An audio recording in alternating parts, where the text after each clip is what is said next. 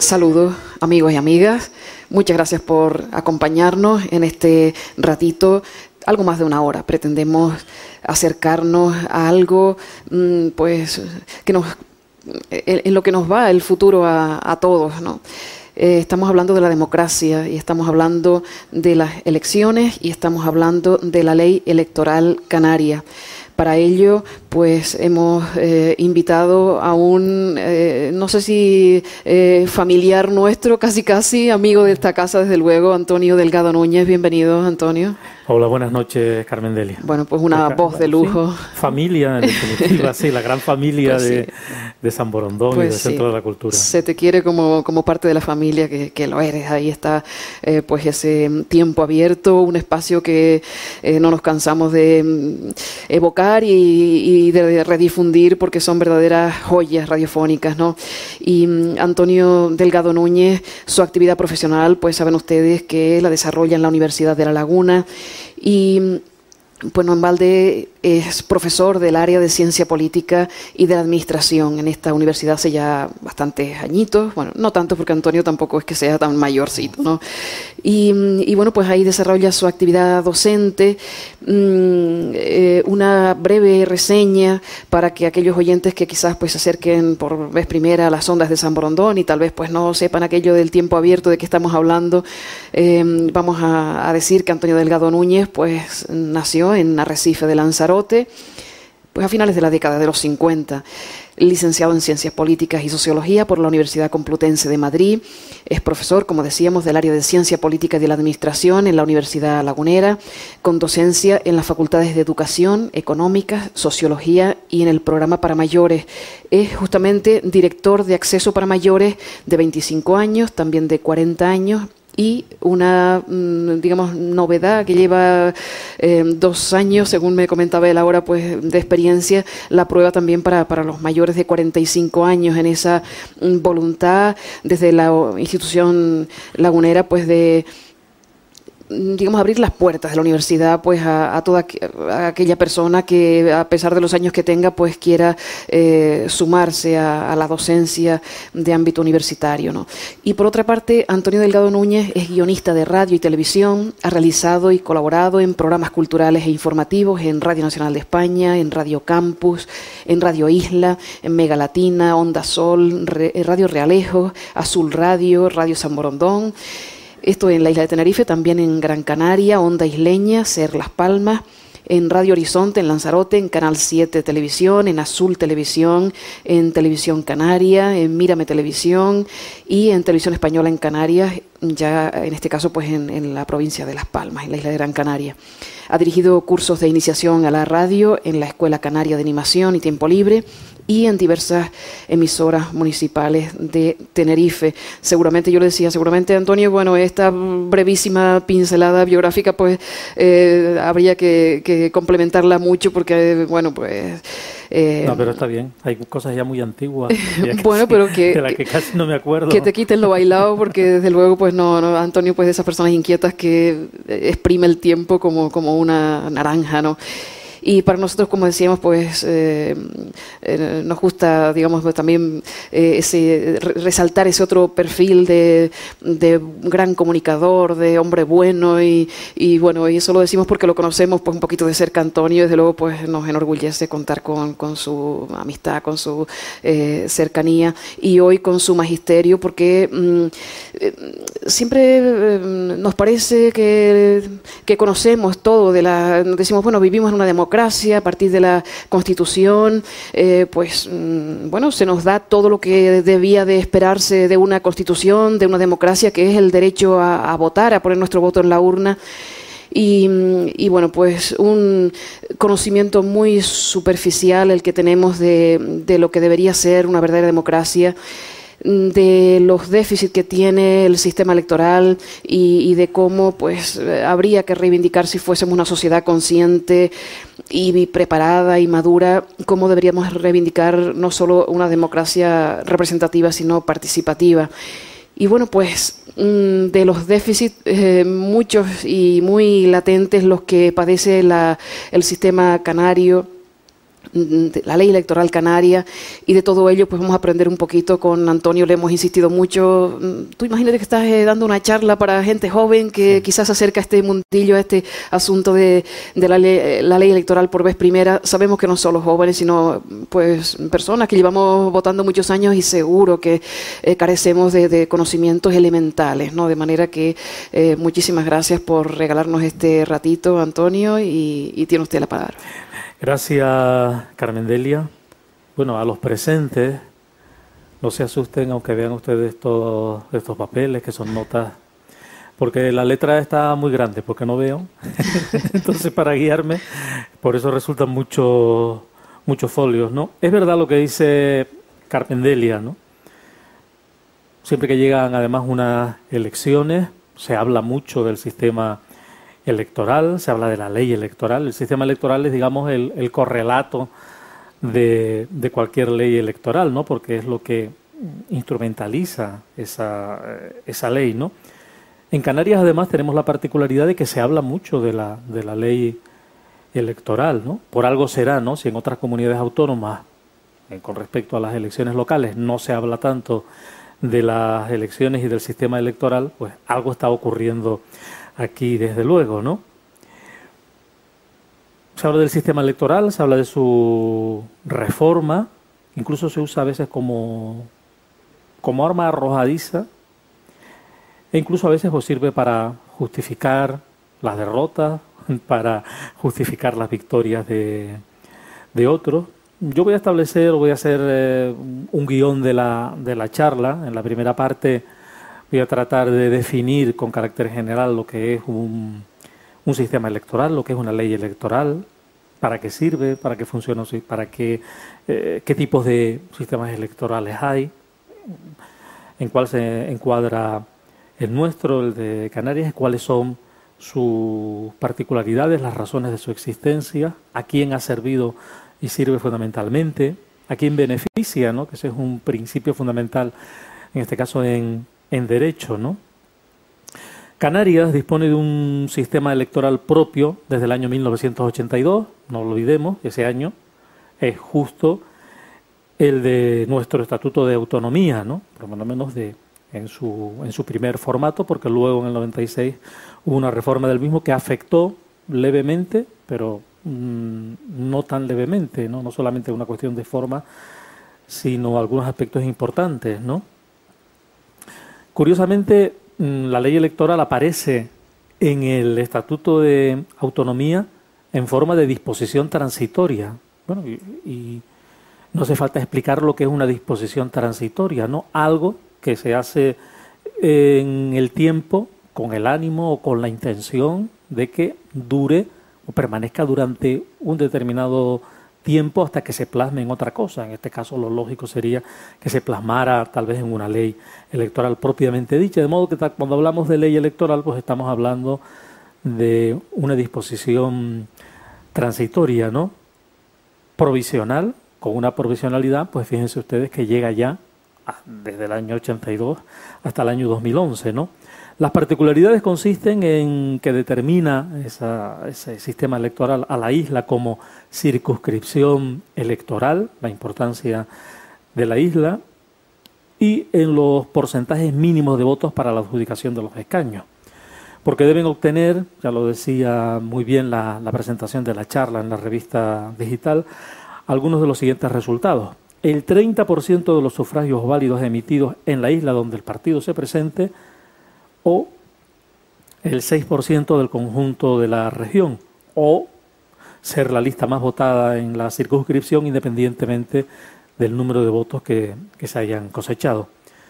Se ha dicho, también se decía, creo, en alguna parte de la presentación en la revista o de los anuncios, que es una ley antidemocrática. Bueno, yo por lo pronto no voy a definirla de este modo, sino simplemente voy a tratar de explicar sus características en la segunda parte de la charla, pero sí puedo adelantar que es una ley o es una norma que genera un sistema electoral injusto pero legal, que son cosas distintas, ¿no? La legalidad y la justicia, aunque lo ideal, el mundo ideal en el derecho, yo entiendo y creo que todos con razón entendemos que lo justo debe ser lo legal. ¿Por qué es injusta esta norma o esta normativa electoral canaria, ¿no? Porque sobrerepresenta o da sobrerepresentación a unos frente a otros y al mismo tiempo subrepresenta o da subrepresentación a otros tantos. Puedo decirte, por tanto, que siendo legal, y siendo además una norma avalada por el Tribunal Constitucional, se halla muy cuestionada y para buena parte de los canarios carece de legitimidad, ¿no? El sistema electoral, por definición, está ligado a las elecciones, lógicamente. Siguiendo al profesor Francés Vallés, las elecciones, elegir desde el punto de vista político, cumple siempre tradicionalmente tres funciones. Las elecciones producen representación, las elecciones producen gobierno, las elecciones producen legitimación.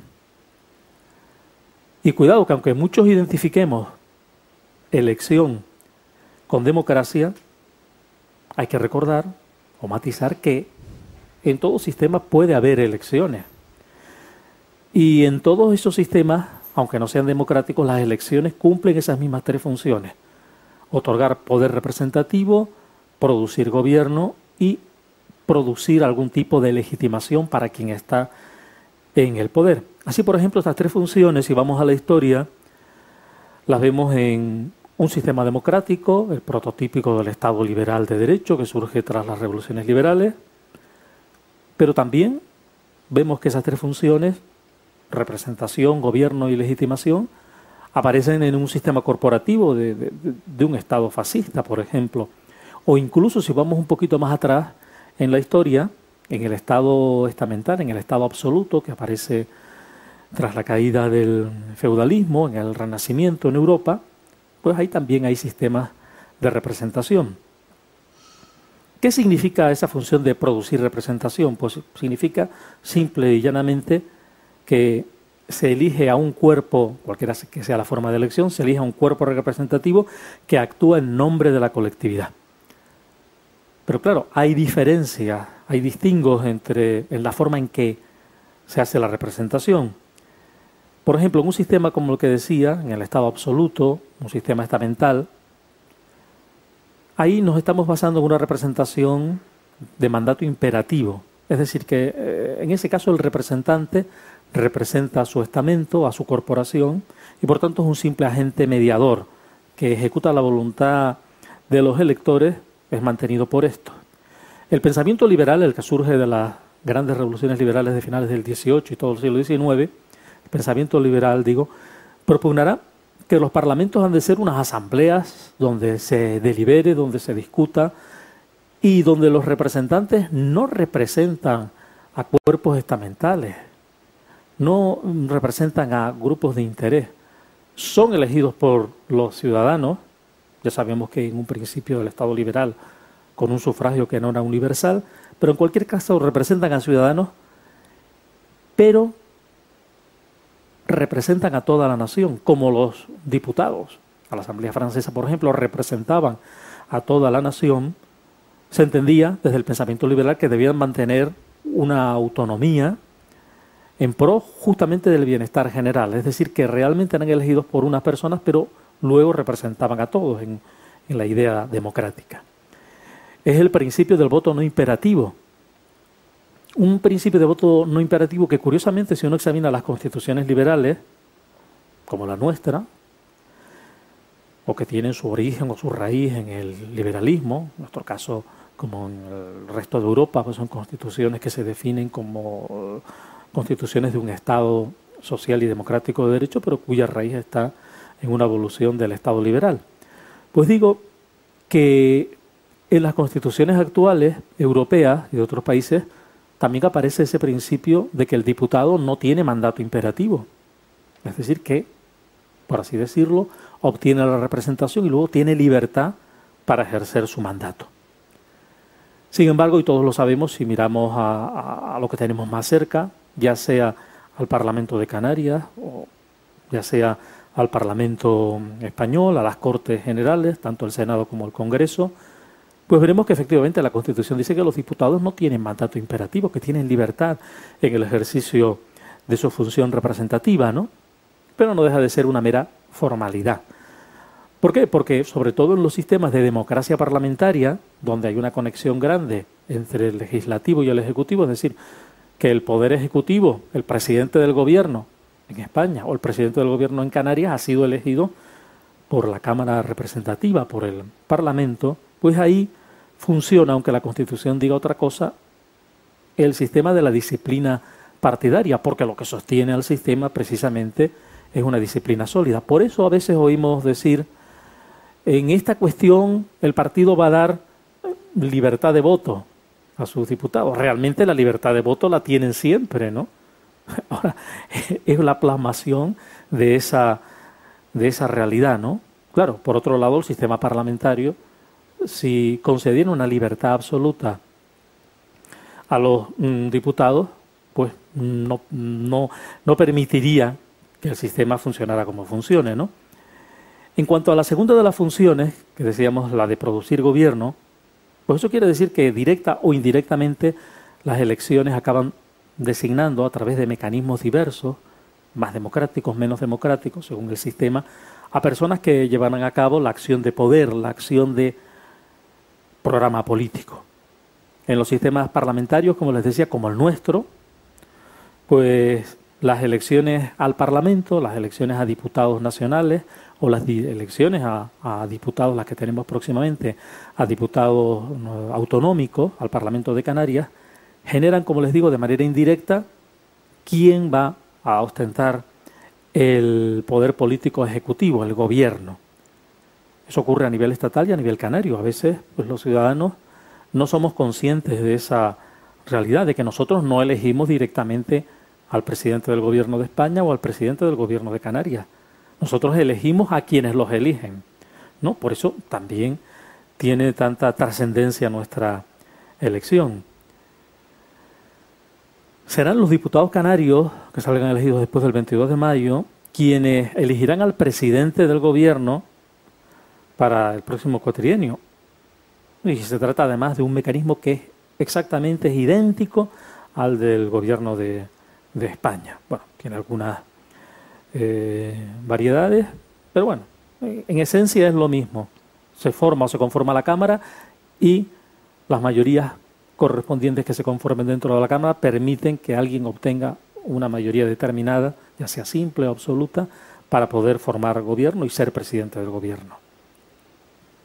Por tanto, estamos ante un mecanismo de elección indirecta. En los sistemas llamados presidencialistas, la producción de poder es mucho más visible para el ciudadano. ¿Por qué? Porque el ciudadano elige directamente al poder ejecutivo. En el caso de Estados Unidos, donde divergen los dos poderes y la elección para ambos, hay elecciones para el Congreso, para la Cámara de Representantes, hay elecciones a la presidencia por dos vías distintas. Y otro tanto ocurre en regímenes semipresidenciales, como es el caso de Francia, donde también hay unas elecciones para la jefatura del Estado, para la presidencia, ¿no?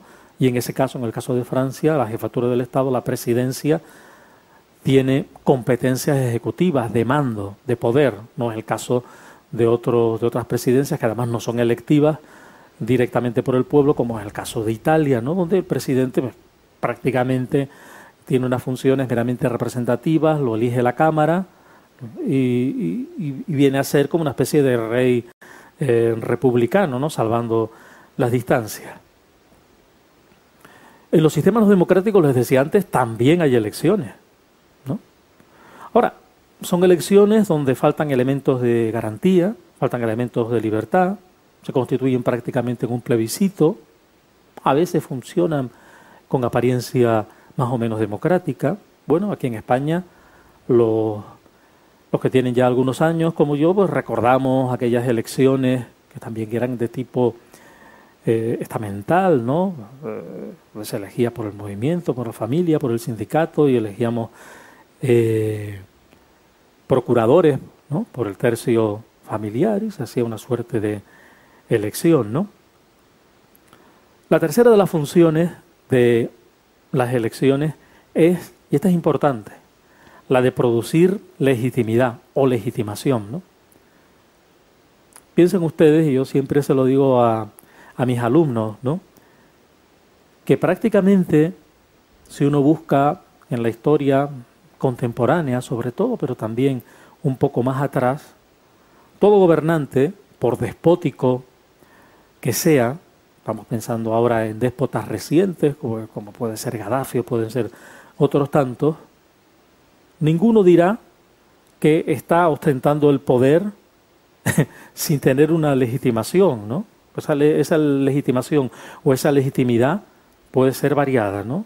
Siempre será porque el pueblo ha reclamado que él sea el líder de una revolución, o simple y llanamente se puede acudir a mecanismos que parecen antiguos pero que en nuestro caso son bastante cercanos. Recuerden ustedes las monedas de peseta y de duro, ¿no?, donde se decía que Franco era caudillo por la gracia de Dios, ¿no? Es decir, que era una apelación directa a la divinidad. Ya sea apelaciones a la divinidad o apelaciones al pueblo, nadie, prácticamente nadie, incluso aquellos dirigentes o dictadores más corruptos, reconoce que realmente está allí porque él se ha puesto o porque hay unos intereses que lo han colocado allí, sino siempre se va buscando algún tipo de legitimación o de legitimidad religiosa, como en el caso de España, donde pues durante el franquismo se hablaba de la cruzada nacional, la defensa de la fe y todas esas cosas que ya sabemos, esos lugares comunes. Uno de los elementos, por cierto, legitimadores es el de las elecciones, el del sistema electoral. Porque la legitimidad de un sistema, democrático o no democrático, se basa en la aceptación social, ¿no? Por tanto, nos podemos hallar, ya lo decía antes con respecto a las leyes electorales, si eran legales, pero no eran justas, ¿no? Podríamos hallarnos ante la realidad de un gobierno legal, pero no legítimo. Efectivamente, el gobierno puede ser tal por mecanismos jurídicos, por mecanismos legales, pero si no tiene aceptación social, no será legítimo. En las democracias representativas, como la nuestra, pues las elecciones son un referente que permite conocer la legitimidad del sistema, es decir, la aceptación social por encima de que el sistema sea más o menos legal. La legitimidad en los sistemas democráticos y su relación con las elecciones suscita inmediatamente preguntas importantes o interrogantes clave. Por ejemplo, ¿la baja participación deslegitima el sistema? Hablábamos antes de empezar la charla con algunos de los concurrentes aquí sobre la altísima abstención que se prevé y que ya conocemos en elecciones locales anteriores en las islas. Bueno, la baja participación deslegitima el sistema. O tal vez tendríamos que interpretar que en buena medida la baja participación es consecuencia de un sistema que previamente está deslegitimado y que no motiva a las personas a votar, ¿no? Bueno, pensemos que con nuestro sistema electoral, con el sistema electoral canario, pues la desmotivación de personas que votan a partidos pequeños está clara, ¿no? Porque saben que, ya veremos luego las posibilidades, pero que tienen muy pocas posibilidades de obtener representación.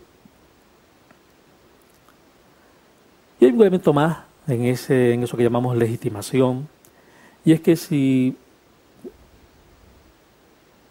las elecciones atienden a ciertas demandas sociales y éstas se ven satisfechas en mayor grado, pues también las elecciones legitiman el sistema porque canalizan el conflicto social, ¿no?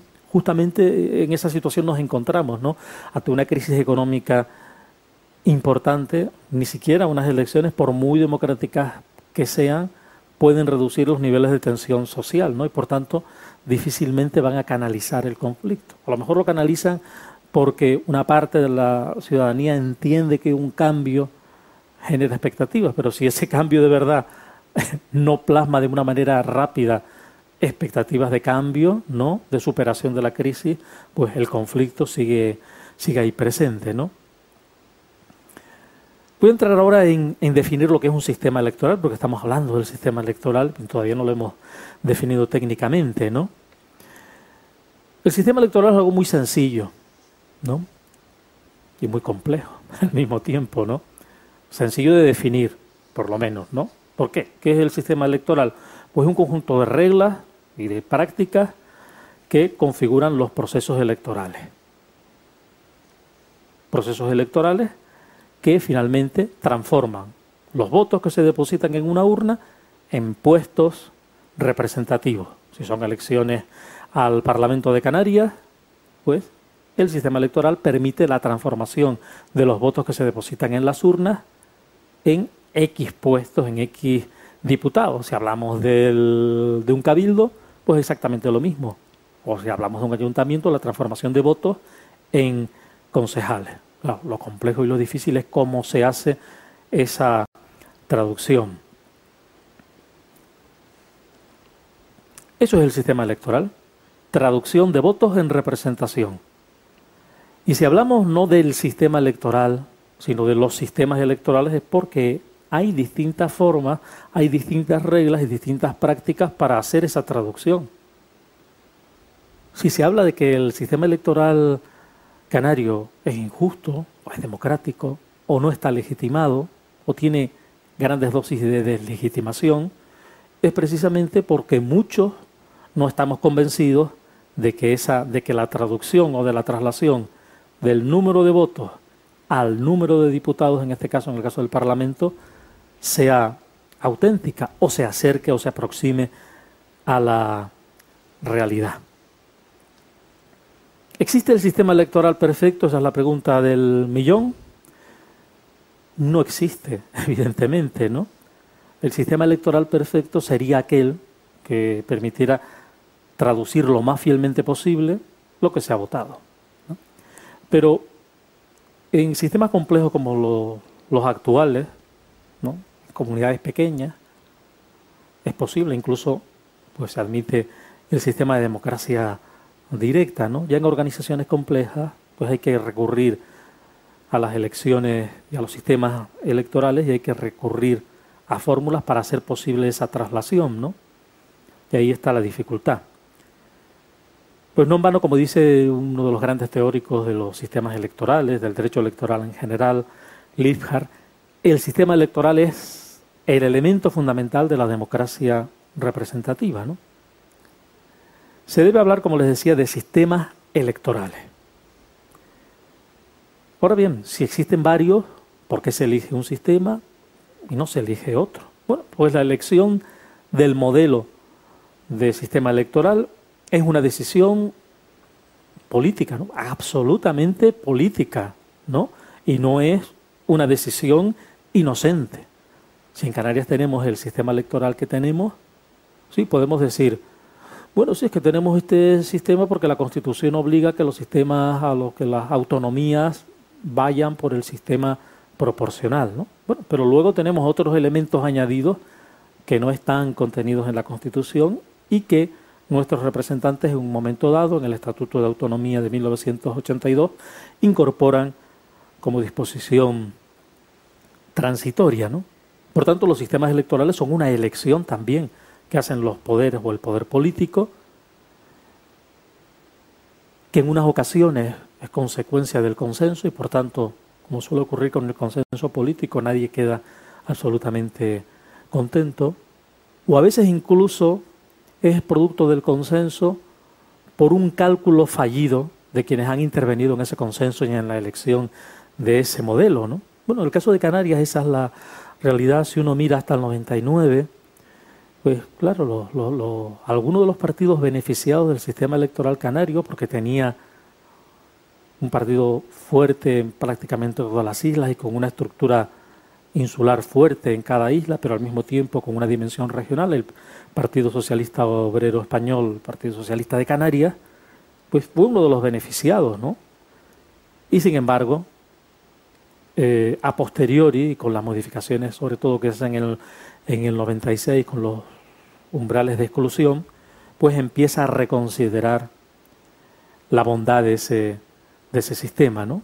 Bueno, No es en este caso ninguna crítica hacia ese partido, ¿no? Porque, como se dice siempre, rectificar es de sabio, y además, pues, las circunstancias en un momento determinado, pues, marcaron ese sistema electoral. Un politólogo norteamericano, Douglas Rye, que es ya un referente también en el sistema de elecciones, ha establecido una serie de reglas básicas que debe cumplir todo sistema electoral, si no para que sea perfecto, porque ya les he dicho que no existe el modelo perfecto, sí por lo menos para que al menos sea legítimo, ¿no? En definitiva, para que su legitimidad, ya que hablábamos de legitimidad, no sea cuestionada. Pues dice Douglas Rye: imparcialidad, conveniencia histórica, control del fraccionamiento, viabilidad de los partidos pequeños, aproximación del partido al electorado. Bueno, si analizáramos cada uno de estos apartados, pues veríamos que algunos hasta parecen contradictorios y de hecho en parte lo son, ¿no? Si hablamos de control del fraccionamiento, de que el sistema electoral controle que no haya demasiado, que el Parlamento no sea, como dice alguno, un gallinero donde no se puedan entender, pero al mismo tiempo está hablando Rye de viabilidad de los partidos pequeños, es decir, que los partidos pequeños deben ser viables y si tienen votos deben también estar representados, ¿no? O la conveniencia histórica, ¿no? Claro, si vamos al caso de Canarias, estoy recordando pues algún debate que hoy, para refrescar un poco la memoria sobre estos temas, leía, ¿no? Donde pues una historiadora, que también ha estado metida hasta hace algunos años en la política, Teresa Noreña, decía, claro, es que el sistema electoral canario es deudor de toda una historia política y social anterior. Claro, es deudor, como veremos, de lo que con mucha fortuna definió don Marcos Guimerá Peraza, historiador, pues el pleito insular, ¿no? Y de ese pleito insular pues nace un sistema electoral tan particular, ¿no? Por tanto, aquí alguien podría decir, bueno, conveniencia histórica, pero claro, esa conveniencia histórica va en contra de la imparcialidad. Por eso les digo que es muy difícil el sistema electoral perfecto. Pero por lo menos debería cumplir esos cinco apartados que además no que se contradigan, sino que se contrapesan, ¿no?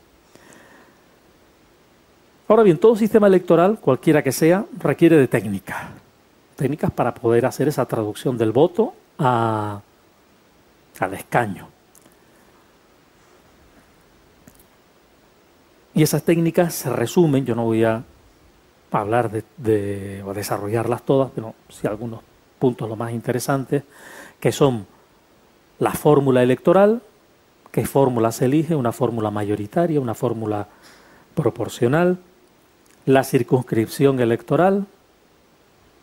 En Canarias hemos elegido para las elecciones al Parlamento, para nuestro Parlamento autonómico, la fórmula de la circunscripción insular, pero piensen que, por ejemplo, en las elecciones generales, para el Congreso de los Diputados, la circunscripción donde votamos no es en la isla, sino en la provincia, ¿no? Bueno, que es la fórmula que, por ejemplo, han elegido en otras autonomías, pero claro, la circunscripción determina también, de manera muy importante, como en el caso de Canarias, la traslación del voto, ¿no? La asignación de escaños o las barreras mínimas, lo que se llaman umbrales de exclusión, es decir, el voto, el número mínimo de votos que debe obtener un partido o una coalición electoral para que sea tenida en cuenta en eso que llaman el cómputo, el conteo de los votos. La fórmula electoral, como les digo, es la base, ¿no? ¿Y qué es la fórmula electoral? Pues la fórmula electoral es, en principio, pura matemática, ¿no? Bueno, porque es una fórmula matemática que determina los escaños a repartir a partir del voto en cada una de las circunscripciones. Fórmula matemática, pero claro, el hecho de que sea una fórmula matemática no quiere decir ni mucho menos que sea una fórmula inocente, ¿no? O que la matemática como ciencia exacta genere de por sí la exactitud, la fidelidad o la legitimidad del sistema, ¿no? Claro, que depende, la matemática en sí está ahí, ¿no? Pero el uso que hagamos de ella puede ser lo perverso, lo dañino, ¿no? La matemática en sí misma, ¿no? Podemos hablar de fórmulas mayoritarias, de fórmulas semiproporcionales, de fórmulas proporcionales, de fórmulas proporcionales complejas. Todo eso parece así muy complicado, pero yo voy a tratar de resumirlo muy brevemente, no entrar al detalle, ¿no? A lo mejor otro día podemos entrar ya al detalle de las distintas fórmulas y de qué alternativas incluso podríamos tener en ese sentido, ¿no? Pero todos alguna vez hemos oído hablar, claro, nuestro sistema es proporcional, tanto el español como el canario. Hemos oído también decir, no, pero en cambio para el Senado es un sistema mayoritario, ¿no? Claro, de tanto oírlo a veces no sabemos de qué estamos hablando, ¿no? Y es lo que, bueno, seguramente soy demasiado entusiasta, pretendo por lo menos que esta noche quede al menos levemente apuntado, que por lo menos ustedes tengan una cierta idea. Bueno, yo presumo que no la tengan, pero seguramente hay muchos en la sala y muchos escuchándome que saben mucho más que yo de todos estos temas, ¿no? La fórmula mayoritaria o el sistema mayoritario significa o atribuye la representación, los escaños en este caso, a la opción vencedora, independientemente de si la diferencia respecto al resto de listas es mayor o menor. Es decir que, hablando en plata, diríamos, el que gana se lo lleva todo, ¿no? Luego, claro, es el sistema que conocemos, sobre todo en los países anglosajones, ¿no? Gran Bretaña, Estados Unidos. La elección de presidente en Estados Unidos es típicamente mayoritaria. Saben que es también un sistema de elección indirecta, ¿no? Donde los electores realmente no eligen al presidente directamente, sino eligen a algunos compromisarios, pero quien gana en cada estado se lleva la totalidad de compromisarios que luego van a votar al correspondiente, ¿no? De modo tal que por eso ocurre en los sistemas mayoritarios, aunque también puede ocurrir en los proporcionales, que alguien que obtiene un presidente, ha ocurrido varias veces en Estados Unidos, alguien que tiene, sumando toda la población que ha votado, tiene más votos, y sin embargo, luego, como se va votando por estados, y cada estado según la cantidad de población tiene asignados unos votos electorales, unos compromisarios, pues resulta que sale elegido finalmente un presidente que ha obtenido en voto popular menos votos. Luego el sistema mayoritario tiene distintas fórmulas, ¿no? La de mayoría simple, es decir, que simplemente normalmente son circunscripciones uninominales, muy próximas al ciudadano, que es lo bueno que tienen, pero claro, donde las minorías no quedan reflejadas, porque alguien que gane por un solo voto, por decirlo claramente, pues ya se lleva la elección, ¿no? Y luego hay fórmulas correctoras del sistema mayoritario, como por ejemplo es el sistema de mayoría a dos vueltas, ¿no? Conocemos del caso de, por ejemplo, de Francia, ¿no? Donde en primera vuelta solo son elegidas y obtienen el escaño pues aquellos individuos, aquellos candidatos que obtienen la mayoría absoluta en la circunscripción, ¿no? Y el resto pues van a segunda vuelta siempre y cuando hayan superado una barrera mínima del 12,5% del número de electores inscritos, y si no ocurriera esto pues simplemente van los dos más votados. En el caso de unas elecciones recientes, cuáles son las de la presidencia del Perú, también es un sistema de este tipo, a doble vuelta, es decir, que si ningún candidato obtiene la mayoría absoluta, el 50% más uno, van en ese caso a la segunda vuelta los dos candidatos más votados, lo cual, claro, y eso tienen los sistemas electorales, puede generar, como ha generado en Perú, que, sin embargo, una buena parte de la población o del electorado pues no le guste ni uno ni otro, o ni una ni otro en este caso, ¿no? Espero que esa segunda vuelta han de votar. ¿Ventajas que tiene ese sistema mayoritario a doble vuelta? Bueno, pues que permite alianzas entre los partidos afines. En muchos casos hay acuerdos entre los partidos, los bloques de izquierda, de centro, de derecha, en función del cual algunos, aunque pudieran presentarse a la segunda vuelta, abandonan para el que está mejor ubicado, mejor colocado, y luego hay, pues, normalmente una definición del electorado a favor de esos partidos. Claro, no siempre, porque a veces esas alianzas que se hacen entre los partidos pues no gustan a los votantes de un partido, ¿no? Las características, por tanto, de las fórmulas mayoritarias son que favorecen la sobrerepresentación del que recibe más votos, del partido más votado, que los terceros partidos, claro, sufren subrepresentación, representación por debajo de la debida, y que el voto alternativo o el de segunda vuelta favorece las alianzas entre los partidos o las candidaturas. Luego hay o existen las llamadas fórmulas semiproporcionales, es decir, que están a medio camino entre lo mayoritario y lo proporcional, ¿no? Y en este caso yo destacaría el llamado voto limitado, que es el del Senado español. ¿Por qué? Porque es una fórmula que está a medio camino entre lo proporcional, que atiende a las minorías, que sea que no se lleve todo un partido, el partido mayoritario, y el sistema mayoritario, que es lo contrario. Bueno, porque ustedes recuerden cómo funciona la elección al Senado. En la elección al Senado, en la península, que es diferente, en la península eligen por cada provincia a 4 senadores. Si fuera un sistema mayoritario puro, pues el ciudadano marcaría los cuatro senadores, ¿no? Entonces, claro, sería posible que los 4 senadores de una provincia, o en el caso nuestro los 3, fueran de un mismo partido. ¿Qué se trata de hacer el sistema electoral estatal en España con respecto al Senado? Pues un sistema mayoritario corregido.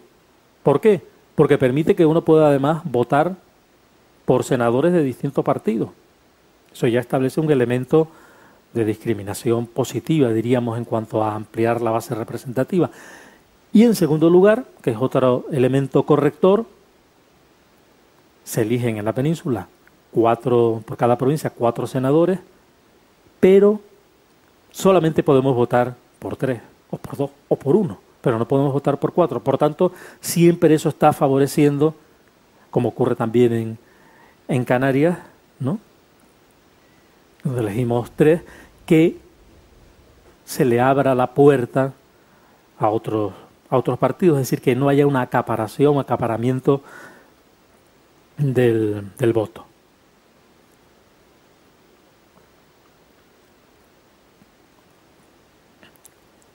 Y llegamos a las fórmulas proporcionales. Fórmulas proporcionales que son las nuestras, la del Congreso de los Diputados, que es la fórmula también del sistema autonómico o del sistema local, de las elecciones municipales, etcétera. Históricamente hay que tener en cuenta que estas fórmulas proporcionales aparecen después de las fórmulas mayoritarias. ¿Y por qué? Porque están ligadas a los procesos de democratización. A medida que se iba ampliando el voto, universalizando, ¿no? Al principio votaban solamente los propietarios, los ricos, que eran además los que además se asimilaban a quienes tenían cultura y posibilidad de decisión, ¿no?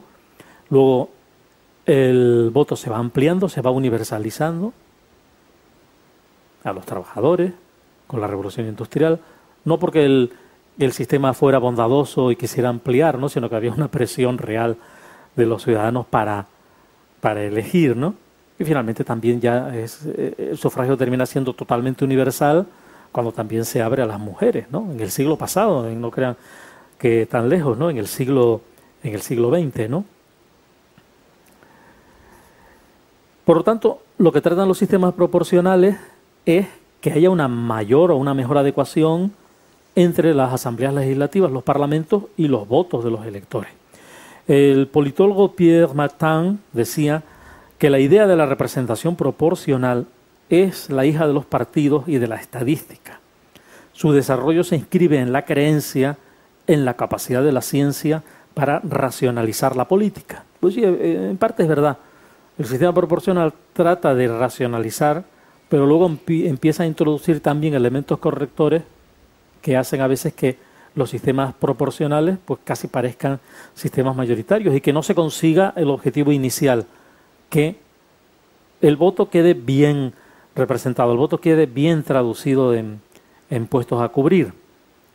Y tengo que hablar otra vez de la importancia de los matemáticos, ¿no? Porque el sistema proporcional está muy ligado a los matemáticos, porque el elemento de distribución de los escaños en el sistema proporcional pues debe mucho a la figura de un matemático belga que en 1882 crea una fórmula para atribuir los escaños y al que todos conocemos y al que todos le achacamos a veces cosas que realmente pues no son de su incumbencia, que es Victor de Hont, o conocido como Hont o de Hont, la famosa fórmula, que consiste simplemente, aunque hay otras, en dividir los votos obtenidos por cada lista, cogemos cada lista y la dividimos por los números cardinales 1, 2, 3 y 4 hasta llegar al número total de escaños que correspondan a la circunscripción. Los escaños los van obteniendo los cocientes mayores al hacer esa división. Normalmente, esa es la realidad, un sistema que favorece a los partidos grandes en circunscripciones pequeñas. Ya que hablamos de circunscripción, para terminar esta fase de descripción general de lo que es el sistema electoral, todos hemos oído hablar de las circunscripciones electorales, hemos oído hablar de que en Canarias se eligió como circunscripción para el Parlamento la isla, por una consideración histórica y por la importancia de que las islas alcanzaran representación. Luego eso es relativo, ¿no? Porque como dice el catedrático de Ciencia Política Juan Hernández Bravo de Laguna, realmente luego resulta que los diputados, en la mayoría de los casos, no representan a las islas, ¿no? Forman parte de partidos o de coaliciones de partidos o agrupaciones de partidos que realmente luego en el Parlamento, no es por lo que les decía antes del mandato imperativo, ¿no? Si existiera el mandato imperativo a lo mejor votaban por libre, pero en realidad le damos tanta importancia y sobrerepresentamos tanto a las islas para que luego pues realmente esos diputados estén muy condicionados, ¿no? Bueno, y sobre todo pues si hay puestos de gobierno, ¿no? Si el sistema de cuotas pues permite, como ha ocurrido aquí, que al del Hierro o al de Las Palmas o al de Lanzarote pues le toque una viceconsejería, una consejería, y que si no te toca en ese reparto, porque eso es así, ninguna consejería o viceconsejería, pues por lo menos que te toquen 3 direcciones generales, ¿no? Claro, cuando estamos hablando ya de puestos de trabajo, pues tampoco parece que sea muy conveniente para los diputados ejercer absolutamente esa libertad que en realidad la Constitución y la ley les otorga, ¿no? Bueno, pues si la fórmula electoral es importante, elegir un sistema mayoritario, un sistema proporcional o semiproporcional o semimayoritario, también elegir el tipo de circunscripción es fundamental, ¿no? Claro, no es lo mismo que dividamos por provincias, que dividamos por subprovincias, que el sistema, pensemos por ejemplo lo que sería el sistema electoral canario, si no eligiéramos, si la circunscripción fuera una sola, es decir, que tuviéramos una lista y que todos los canarios votáramos la misma lista, ¿no? Sería otra cosa distinta, desde luego. Siguiendo a Carrera Vallés, se define la circunscripción como el conjunto de electores, generalmente agrupado en base territorial, a partir de cuyos votos se procede a la distribución de escaños parlamentarios. Normalmente la circunscripción tiene base territorial en las elecciones, como les digo, al Parlamento Nacional, a las Cortes, pues la provincia es en el Congreso de los Diputados la circunscripción, una circunscripción que equivale por tanto al conjunto de provincias españolas, y en algún caso hay casos de elecciones en que hay una sola circunscripción, que es por ejemplo en las elecciones al Parlamento Europeo. Ustedes recuerden que en las elecciones al Parlamento Europeo votamos todos la misma lista. El señor que está en La Coruña y el señor que está en La Gomera, cuando va a votar para las elecciones al Parlamento Europeo, se va a encontrar con las mismas listas de los distintos partidos que se presentan y va a ver los mismos nombres, algo que no ocurre en las elecciones normalmente. Si un señor en las elecciones al Congreso de los Diputados, en La Gomera se encontrará la lista de la circunscripción que le corresponde, que es la de Santa Cruz de Tenerife, la de la provincia, y el de La Coruña se encontrará con la que le corresponde a su provincia. Sin embargo, hay elecciones en las que hay una sola circunscripción que es de carácter estatal o nacional, como en las elecciones al Parlamento Europeo. Pero normalmente tienen base territorial. La magnitud de esa circunscripción también es importante. El número de escaños que se le asignan y cómo se le asignan. Normalmente, en los sistemas proporcionales, se asigna en función de la población. Es decir, se hace, como ocurre en el Congreso de los Diputados, una asignación general de tantos diputados por provincia y después, en función del número de personas que vivan en la provincia, se van añadiendo diputados, ¿no? Bueno, desde luego en el sistema electoral canario eso no ocurre, ¿no? Porque la asignación a la circunscripción no se produce de esa manera. Nuestras circunscripciones no tienen asignados un mismo número de partidas y después se le va añadiendo en función de la población. Ese no es el sistema. Vamos ya con el sistema electoral canario, que estarán ustedes deseando que entremos ya en el horno.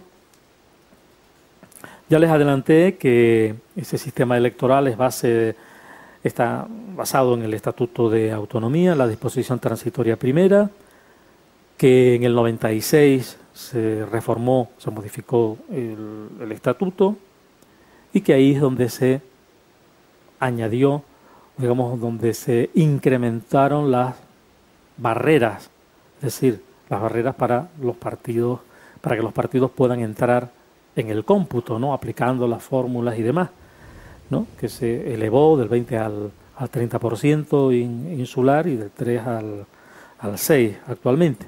Hubo luego en el 97 un recurso contra esta reforma interpuesto por el Defensor del Pueblo ante el Tribunal Constitucional, que no prosperó, y luego paulatinamente, como un Guadiana, pues va el tema de la reforma de nuestro sistema electoral, era como asunto pendiente. Esa reforma, esa segunda reforma del Estatuto, que también ha quedado estacionada, pues también se discutió si debía o no debía incluir este tema, y en eso estamos. Juan José Lins, que es uno de los grandes estudiosos de la política en España, aunque lo ha hecho desde Estados Unidos, dice que cualquier sistema electoral refleja problemas de la sociedad, pero al mismo tiempo, don Juan Hernández Bravo ha dicho alguna vez que las elecciones tienen un papel determinante en los sistemas democráticos, pero que no explican todo por sí mismo, ¿no? Tengamos por lo menos en cuenta esos dos puntos de vista. En esta parte de la charla he seguido un artículo que escribí en Común para un libro, temas de política y gobierno en Canarias, con José Adrián García Rojas y con Jorge Enrique García. El sistema electoral canario, lo decía antes al referirme a Teresa Noreña, la historiadora, es el producto de circunstancias históricas, ¿no? Esa es una realidad.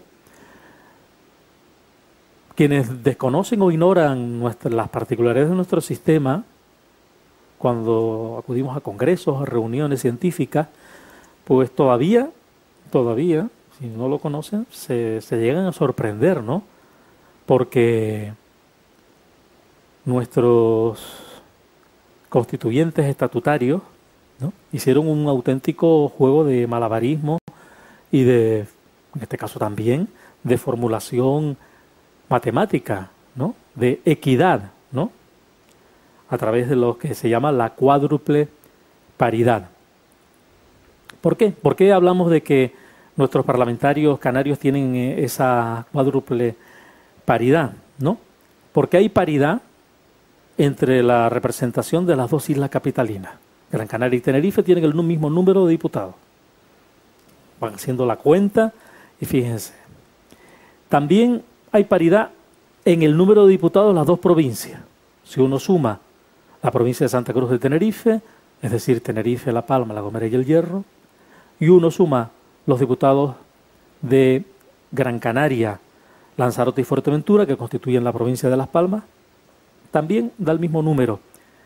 Paridad también entre los parlamentarios de las islas no capitalinas, las que antes llamábamos o llamaban islas menores o islas periféricas, ¿no?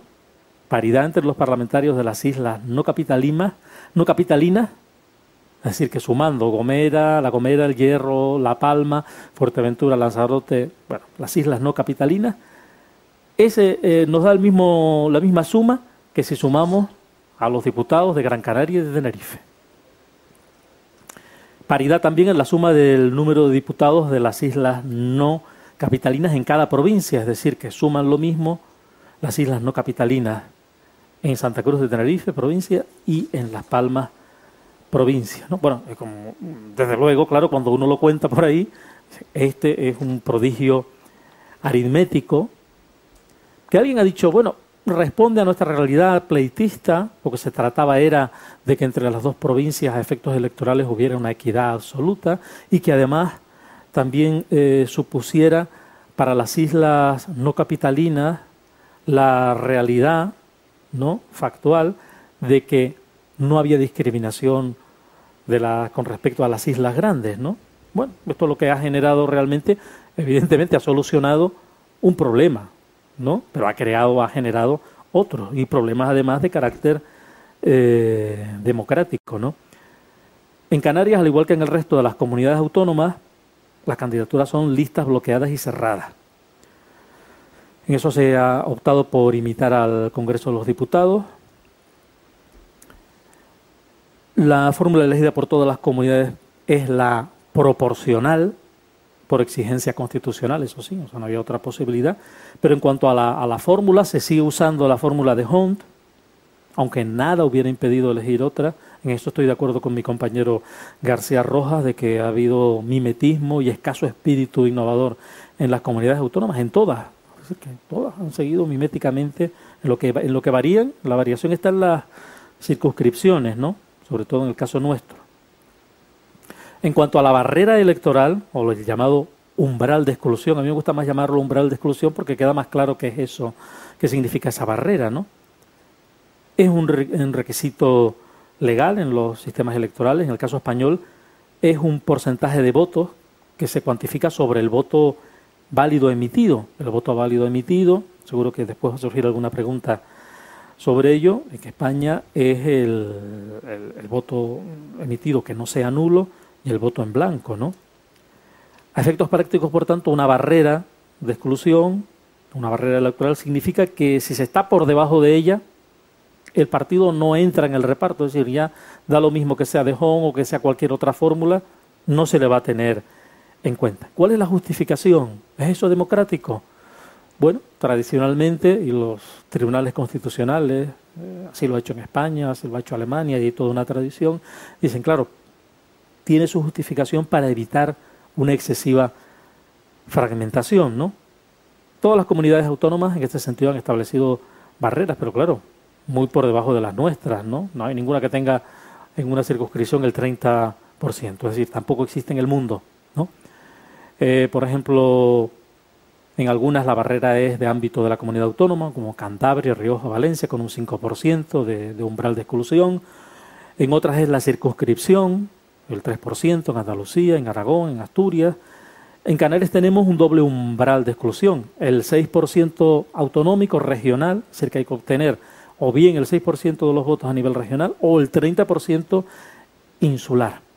En el 96, por cierto, tanto Coalición Canaria como el Partido Popular trataron de dejar las cosas así. Y fue en el Senado, esa Cámara que a veces no sirve para nada y a veces de segunda lectura sí que sirve, fue el Senado el que introdujo que vale aumentar o subir esas barreras del 6% hasta el 6% y del 20% hasta el 30%, pero con un correctivo importante, que no deja de ser importante, y es que la lista más votada en la circunscripción, en la isla, esa obtenga los votos que obtenga, sí que obtiene representación. Bueno, algo se consiguió. Ahora bien, estas barreras electorales no tienen parangón en el derecho comparado. Son las más elevadas a nivel autonómico con respecto al resto de las españolas, y luego tendré ocasión de comentar algún aspecto más sobre ellas. En cuanto a la circunscripción electoral, pues normalmente 13 de las 17 comunidades autónomas españolas eligieron la provincia como circunscripción electoral. El caso de que sea Andalucía, pues las 7 provincias andaluzas, las 7 u 8, las 8, ¿no? 8 provincias andaluzas, pues cada una conforma una circunscripción electoral. En el caso de Baleares y las Islas Canarias eligieron la circunscripción insular, es decir, cada isla elige un número determinado de diputados. Y algunas eligieron circunscripciones subprovinciales, que son en aquellos casos en que son comunidades que solo tienen una provincia, como es el caso de Murcia y Asturias, ¿no? Para reconocer la especialidad de Cartagena en el caso de Murcia o Oviedo y demás, ¿no? Este además es la circunscripción, uno de los aspectos más rígidos del derecho electoral autonómico, ¿no? Porque necesita la modificación estatutaria, ¿no? En nuestro caso, las circunscripciones, pues tenemos de todo tipo, ¿no? Tenemos pequeñas, tenemos medianas, tenemos grandes, según lo que tradicionalmente se ha considerado como tal. De manera que tenemos 2 pequeñas, que son La Gomera con 4 diputados y El Hierro con 3, 3 medianas, que son Fuerteventura con 7 y Lanzarote con 8 y La Palma con 8, y 2 grandes, Gran Canaria y Tenerife, igualmente con 15. A medida que aumenta la magnitud de la circunscripción, se logra un mayor grado de proporcionalidad. El efecto más pernicioso del sistema electoral canario está claro que se halla o está en la desigualdad del voto de los canarios. Incluso eso se calcula matemáticamente por los estudiosos, y Canarias es la comunidad autónoma con el índice de desigualdad de voto mayor. Vuelvo al tema de las barreras electorales porque es, digamos, uno de los elementos que más llama la atención, ¿no? Llama la atención, por ejemplo, yo he anotado que mirando el derecho comparado, efectivamente, solo encontramos un caso similar que llega al 30% en la dictadura de los coroneles en Grecia, ¿no? Después del derrocamiento de la monarquía. Y lo más aproximado es Suecia, donde hay una barrera a nivel nacional del 4% y en la circunscripción del 12%, ¿no? De resto no nos encontramos con nada parecido. ¿Qué es lo que consigue la barrera electoral?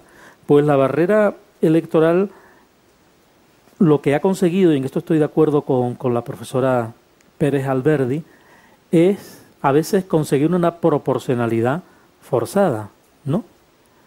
¿Por qué? Porque muchas personas que ven que elección tras elección su voto se pierde, porque es que ni entran siquiera al recuento, o sea, no tienen ninguna posibilidad, finalmente se inclinan por ir o por votar a partidos que crean que tienen alguna posibilidad, pero esa no es la voluntad del elector. Es decir, se está forzando al elector a que no vote a determinados partidos porque esas barreras hacen imposible. Por eso, y aprovecho ya la ocasión para decirlo, es razonable y es comprensible por lo menos que algunos partidos de los llamados minoritarios, que difícilmente cruzan ese umbral del 6% regional o del 30% insular, hagan alianzas de tipo estratégico, que no significan en ningún caso alianzas de tipo político o programático, ¿no? Es decir, que hacen una alianza para que juntas, en el conjunto, juntar el número de votos para poder alcanzar esos umbrales electorales. Creo que si esos umbrales electorales no se rebajan, los partidos están, digamos, tienen toda la justificación para hacer a veces alianzas que puedan parecer muy extrañas, ¿no? Como las que se puedan haber formulado ahora mismo en estas elecciones con un partido como es el PIL del Lanzarote. Defectos principales, y ya voy concluyendo, de nuestro sistema. Y son defectos además en los que coinciden los grandes estudiosos, o por lo menos los estudiosos independientes, aunque pertenezcan a formaciones políticas, ¿no? En primer lugar, la inexistencia de una lista regional. Eso hace muy desproporcional el sistema. Eso hace que, y siempre se pone ese ejemplo, pero hay que ponerlo, que un voto del Hierro equivalga a 18 en Gran Canaria.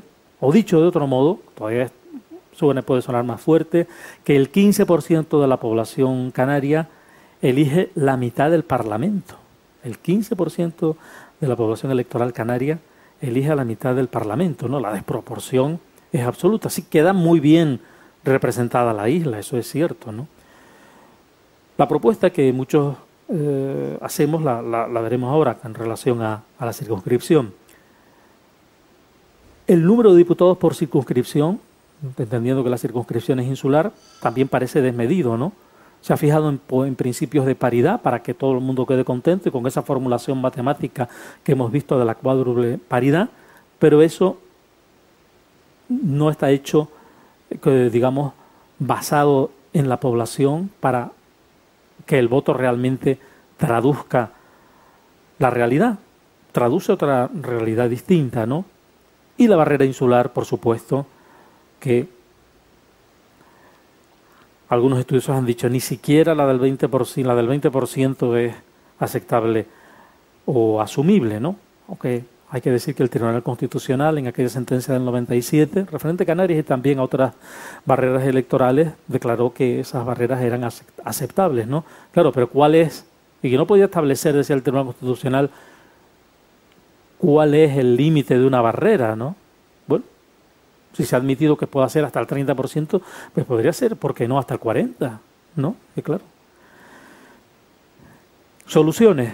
Bueno, las que proponemos muchos, ¿no? Un sistema mixto, ¿no? Donde hay una lista regional, ¿no? Es decir, que nosotros votemos en las elecciones una lista regional común en todo el archipiélago. Lista, cuando digo una lista, me refiero a que una lista por cada partido o por cada coalición de partidos, ¿no? Incluso sería bueno, creo yo, que de esa lista o de esos diputados que salgan por la lista regional también se eligiera al presidente, y listas insulares, pero desde luego listas insulares o circunscripciones insulares que tendrían que tener un peso distinto al de un reparto salomónico, cual es el que se ha establecido actualmente, ¿no? Rebajar, por supuesto, la barrera, sobre todo la barrera insular. Yo también rebajaría la barrera autonómica del 6% y lo volvería a situar en un 3% como mucho. Y yo lanzo finalmente algunas preguntas, ¿no?, que me han surgido a la hora de estudiar este tema, ¿no? ¿A quién ha beneficiado el sistema? Pues ya apuntaba antes, ¿no?, que ha beneficiado sobre todo hasta cierto momento a los partidos con implantación autonómica, regional, con implantación fuerte en cada isla, ¿no?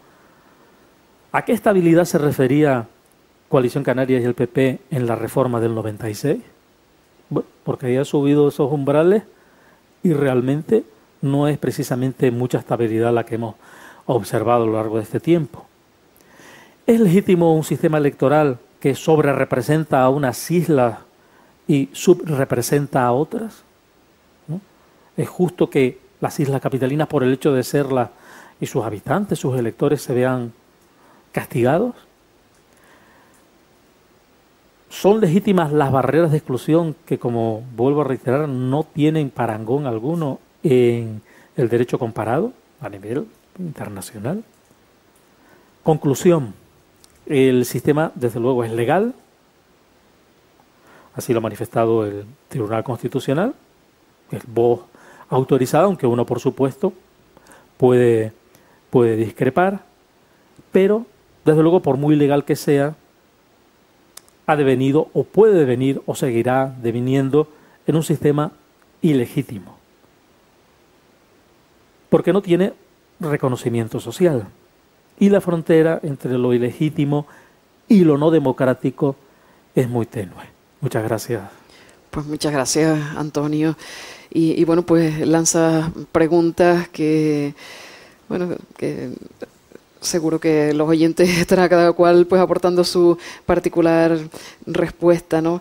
Y nos gustaría contar con la participación pues de los amigos que están en la sala, si así lo desean, y bueno, pues hacer también algunas preguntas. Vamos a recordar nuestro teléfono por si también hay oyentes interesados pues en aportar su reflexión o su pregunta para Antonio Delgado Núñez. Nuestro teléfono es el 902-451-461. 902-451-461. Pues adelante, Manuel. Vamos a ver. Sí, agradecerle esta posición, aparte académica e incluso exhaustiva. Y mi pregunta va en doble sentido. Es decir, Platón decía en su día de que la democracia, lo que él llamaba las demos y tal, tenía que ser la representación de los ciudadanos en en forma de que otros ciudadanos legitimados como tal, es decir, hicieran sus funciones, sí, las funciones políticas. Es más, a lo largo de su trayectoria fracasan en varios intentos. En el caso de Canarias hay incluso un doble error. Aparte el de la barrera electoral, es decir, nos encontramos, como por ejemplo ocurre muy a menudo, de que el partido ganador, es decir, por ejemplo, aquí en La Laguna sucedió, por ejemplo, que el PSOE era el partido ganador y de repente, casi el candidato que iba a ser alcalde, es decir, tocando ya la medalla de alcalde, pues por detrás le estaban haciendo la faena y se encuentra con que los dos partidos siguientes, habían hecho unos pactos raros y tal, y se quedó este hombre en la oposición. Entonces, mi pregunta es la siguiente. ¿No sería mejor, es decir, el partido que más gane, es decir, que más votos tenga, es el que gobierne independiente, es decir, evitando incluso hasta los pactos? Y luego también, si, como bien dijo usted, si para modificar la ley electoral se requiere incluso la modificación del estatuto. Pero claro, es que la cuestión es que los que hicieron ese estatuto son exactamente los que no les interesa modificar la ley electoral, porque son exactamente los beneficiarios de la misma. Entonces, ¿hasta cuándo los ciudadanos canarios, sea del índole que sea, es decir, podrán ver que su voto, es decir, ha ido o tiene esa representatividad que se precisa? Bueno, pues muchas gracias. Ángel, ¿también querías preguntar? Bueno, yo preguntar, más bien hacer una reflexión, porque es verdad que lo que ha puesto aquí el señor Antonio ha estado muy bien, ¿verdad? Yo todas las lecciones hoy aprendí que no lo sabía. Muchas gracias. Yo digo que, como hice antes, el bajón de las elecciones, cuando la gente va a votar, yo creo que está en la duda, porque ve que votan y resulta que lo que acaba de decir el compañero, tú votas un partido y de repente salta el que no votaste. Te llega un momento que tú te desilusionas y dices, pero ¿a qué voy a votar? Si es que hacen lo que da la gana. Lo que acaba de decir Antonio. En España la democracia no ha madurado. Vamos a votar y a veces no sabemos ni lo que vamos a votar. Y luego lo abstenemos. Es un error, porque si tú te abstienes, de ahí se aprovechan. Lo que hacemos es que vamos a la playa, pero no vamos a votar. Y eso es un error. La democracia en España todavía le falta mucho que madurar, pero mucho, ¿eh? Está dando rodaje. Se ha estancado, ha habido intentos de atacamiento. Gracias a Dios hemos salido. Me estoy refiriendo cuando hubo el golpe, ¿no? Gracias a Dios salimos, porque yo lo estaba viendo verde. Y yo le digo una cosa, los políticos, como digo yo, ayer mismo oí no me sale el Partido Popular, que dice que está pateando las calles. Pero ¿cuándo va a patear las calles? Ahora. El político no es solo que patee las calles. El político, cuando sale, no solo la imagen que da, sino lo que tiene que convencer bien a los ciudadanos. Y lo que acaba de decir Antonio, si viene un partido ahora, procura salir de la crisis lo más rápido posible. Porque si ahora sale otro partido y volvemos a lo mismo, cuando hay otras elecciones, la gente sigue descontenta. Esto va un descontento uno tras de otro. Porque yo no me explico una cosa. Hay sitios que están saliendo de la crisis y nosotros vamos para atrás, a la cola. Por eso digo yo que para que la gente se motive con las elecciones, no solo la hace buen meeting, sino lo que tú dices, hazlo y cúmplelo. Porque si no, la gente se va a desilusionar. Muchas gracias. Pues muchas gracias a los dos y Antonio. Bien, voy a empezar por el final, por el comentario de Ángel, ¿no? Tú hablas de madurez o falta de madurez, ¿no? Claro. Ese es un elemento fundamental en las democracias, ¿no? Y en el que, desde luego, nosotros hemos avanzado poco, ¿no? Y tendremos que preguntarnos, ¿no? ¿Por qué después de 30 años todavía una buena parte no sabemos cómo se maneja nuestro voto, cómo se producen, todo esto que yo he contado hoy, ¿no? Cómo se producen nuestras elecciones, por qué incluso personas de nivel universitario en muchas ocasiones que yo me encuentro, ¿no? Pues ignoran pues algo tan simple, ¿no? Como que no tenemos unas elecciones directas al Poder Ejecutivo, que nosotros no elegimos directamente al presidente, aunque nos digan en las elecciones que este o aquel es el candidato a la presidencia del gobierno, ¿no? Por eso yo hace 3 años hacía mucha broma, ¿no? Cuando era candidato por un partido de ámbito local, ¿no? De Unión Ciudadana, pues hacíamos mucha broma diciendo, bueno, mi madre está muy contenta de que yo sea candidato a la presidencia del gobierno, ¿no? Bueno, la democracia requiere madurez, ¿no? Requiere conocimiento y requiere que los poderes públicos se pongan en la labor de hacer posible que el ciudadano sea maduro, ¿no? Claro, lo que a veces uno se plantea o se cuestiona es si realmente los poderes públicos, cualquiera que estos sean, o por cualquiera que estén representados legítimamente en cada momento, tienen de verdad interés, ¿no? A veces nos lo hemos planteado y hemos hecho la reflexión, ¿no? Con respecto a altos niveles de abstención, ¿no? De ausentismo, como dicen en Latinoamérica en las elecciones, ¿no? En el caso de Santa Cruz, ¿no? Que claro, yo no sé realmente si al partido que le ha ido bien durante los últimos 20 y tantos años, ¿no? Ocupando el ayuntamiento democráticamente, por supuesto, ¿no? Pues realmente sí tiene algún interés en incrementar el número de votantes, ¿no? Pues realmente le ha ido muy bien con el voto del menos del 50% del electorado, ¿no? Eso es un planteamiento, ¿no?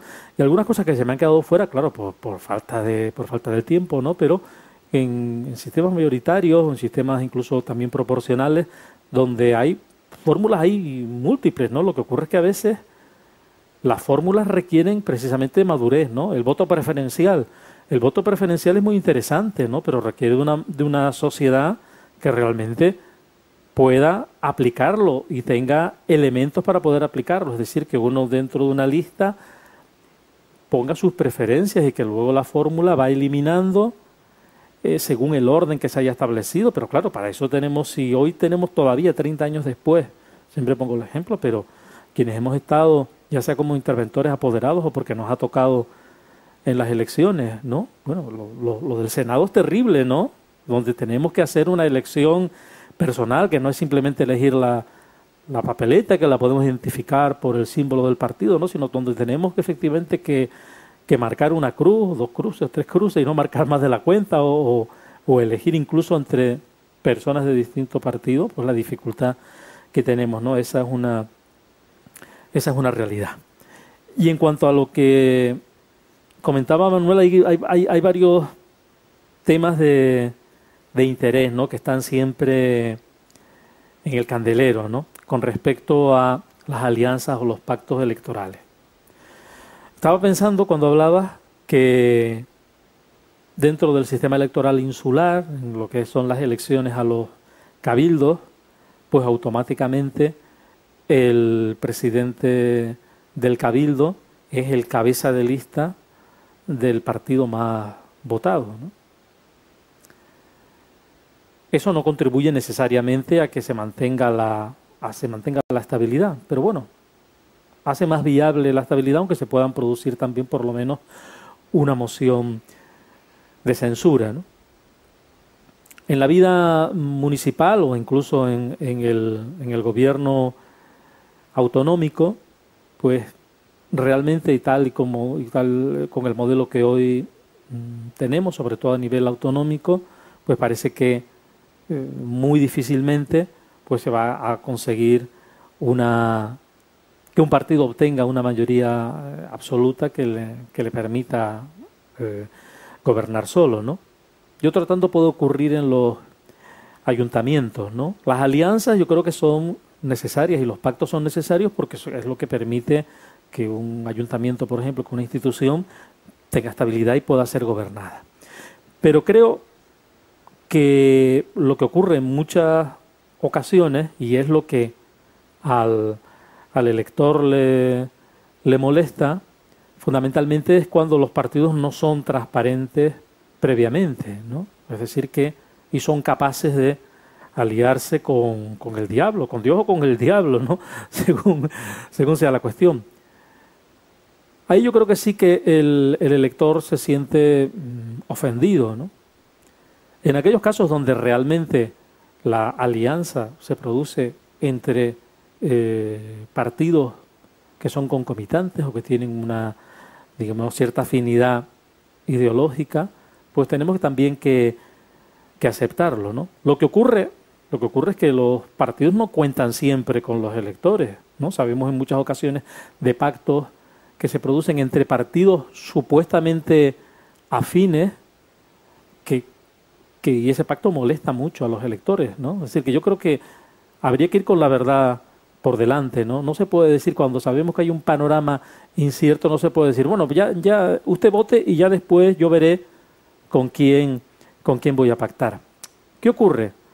Que, como alguien dijo un día, pues lejos del poder o fuera del poder hace mucho frío, ¿no? Claro, uno necesita abrigarse, ¿no? Y por eso también se produce el distanciamiento de mucha gente con respecto a la política. ¿Por qué? Porque las leyes en política pues no tienen carácter universal, sino carácter particular, ¿no? Pensemos, por ejemplo, en lo que es el transfugismo, ¿no? Que hay un pacto antitransfugismo.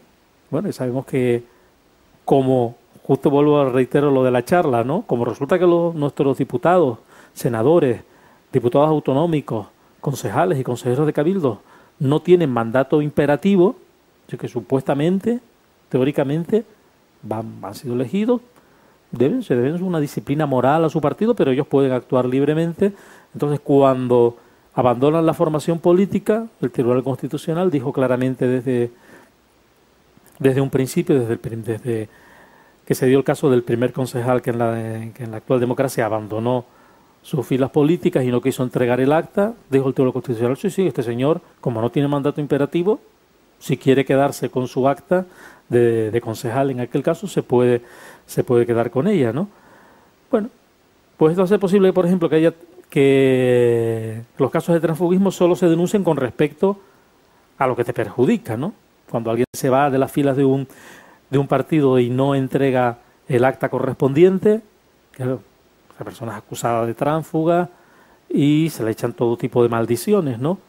Pero en cambio los partidos políticos son incapaces de establecer la barrera para cuando eso les puede beneficiar. Cuando eso les beneficia, siempre hay algún tipo de justificación, ¿no? Eso, desde luego, aleja al electorado, ¿no? Cuando los pactos son buenos, si yo los hago, aunque sean pactos contra natura, y son malos si son pactos contra natura, ¿qué hace el otro, ¿no? Ahora, el tema de si legalmente se pueden evitar esos pactos, pues no, legalmente es muy difícil articular un sistema de esa naturaleza, aunque sí se podría articular un sistema al modo de los cabildos, donde en principio la lista más votada o el cabeza de lista más votada fuera el presidente de la institución. No sé si quedó alguna pregunta o alguna observación tuya sin contestar.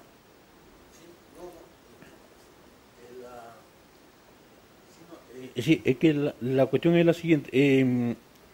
Es que, vamos a ver, para modificar, por ejemplo, la ley actual, que es injusta, sí. El ejemplo está de que, por ejemplo, hay partidos que, como usted bien decía, el PIL, pues ha tenido que coaligar técnicamente con Nueva Canaria y tal, con el fin de superar. Sí, yo entiendo legítimo. ¿Por qué entiendo legítimo ese pacto que aparentemente es contra natura, pero que lo ha explicado muy bien, qué sé yo, pues Ramón Trujillo o Román Rodríguez en Gran Canaria? Han dicho, bueno, aquí no se trata de un pacto con un programa político. El único programa político que hay en esta alianza es poder modificar, entrar en el Parlamento y poder modificar esta norma.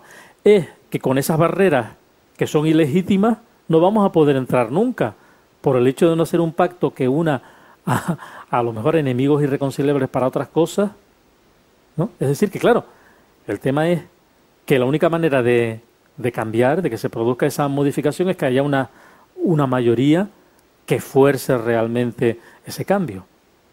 Difícilmente puede haber una mayoría que fuerce ese cambio con este sistema, que es la pescadilla que se muerde la cola, ¿no? Por tanto, por eso digo que yo considero legítimo en este caso esa formulación o ese tipo de alianza, porque el fin último es... Bueno, claro, alguien dirá, hombre, puede tener como riesgo que algunos partidos entren en el Parlamento, ¿no? Que no tendrían que entrar. Bueno, estarán en cualquier caso, no nos gusta que entren, pero no están entrando por derecho, ¿no? Porque tienen también una representación en las islas. Y la otra cuestión sería pues que efectivamente aún antes de que esto se pueda producir, que fuéramos conscientes y votáramos en razón a esa necesidad. Lo que ocurre es que, claro, teniendo el sistema electoral que tenemos, difícilmente van a poder, si no se hacen ese tipo de alianzas de carácter regional, difícilmente va a poder entrar alguien en el Parlamento o algunos en el Parlamento que fuercen esta cuestión, que establezca, digamos, una quiebra en el sistema ya tradicional en Canarias de los tres partidos, ¿no? Del Partido Popular, el Partido Socialista y Coalición Canaria. Sería la última. Sí, por ejemplo, por medio de una ley de iniciativa popular se podía por lo menos intentar que el Parlamento plantee, porque sí. Es que exactamente sí, sí, lo que pasa es que los parlamentarios nosotros, si miramos la sí, cara de los que están están desde ahora y desde hace ya 30 años, es decir, son los mismos. Ya incluso ya cuando uno duerme dice, coño, se me apareció ser oro, hermoso, es decir, siempre vemos los mismos. Pero dice, bueno, y es que la única forma de cambiar la ley electoral es por mayoría, pero es que esa mayoría no le interesa cambiar esa ley, claro. Por lo cual entonces, sí, en nuestro modelo no sería un modelo democrático honrado, sino incluso casi un poco prostituido, ¿no? Bueno, ten en cuenta que una iniciativa legislativa popular, si reúne las firmas suficientes y demás, no implica realmente para el poder legislativo ningún compromiso más, es decir, porque una vez que la iniciativa entra, se tramita como cualquier otra ley. Sabes que las leyes pueden ser iniciativas del propio Parlamento, pero normalmente los sistemas parlamentarios, curiosamente, quien suele tener la iniciativa legislativa, quien propone las leyes, es el Poder Ejecutivo, y luego pues sí, el Parlamento las retoca, las amplía, las recorta, etcétera, etcétera, ¿no? Es decir, que una iniciativa legislativa popular, luego una vez que ya se le da el curso y entra, ya sigue la tramitación parlamentaria normal, ¿no? Con lo cual difícilmente en el juego de las mayorías puede prosperar, pero el desprecio a las iniciativas legislativas populares es tan alto que ha habido iniciativas legislativas populares que iban avaladas, lo sabemos, ¿no? Con miles, cientos de miles de firmas, y que el Parlamento no ha tenido ni siquiera la deferencia hacia esos ciudadanos de decirles, vale, yo tomo esa iniciativa, la tramito como ley, como cualquier otra iniciativa, pues bueno, la recorto, la modifico o la dejo en nada, pero el desprecio es tan grande que ni siquiera se han tomado en cuenta, ¿no? Por tanto, realmente el carácter de falta de legitimidad en muchos aspectos sí que se ve, ¿no? Y ese es uno de ellos.